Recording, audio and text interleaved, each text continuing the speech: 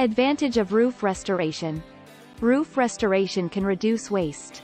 Instead of disposing of old materials, they can make your roof more eco-friendly and energy efficient.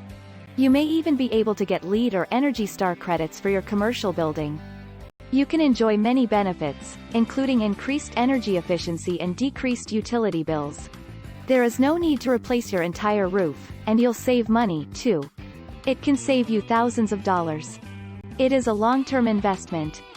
Depending on the size, a restoration can last anywhere from 5 to 10 years.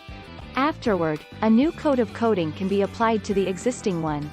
A contractor can assess the situation and determine whether restoration is right for your home.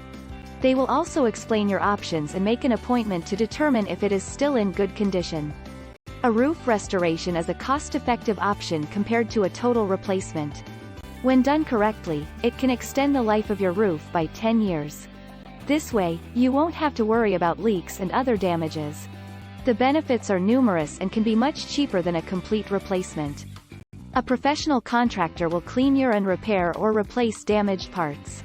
After cleaning and replacing damaged parts, a new coat of coating will be applied to your roof. Not only will this restore your roof's appearance, it will also strengthen the material.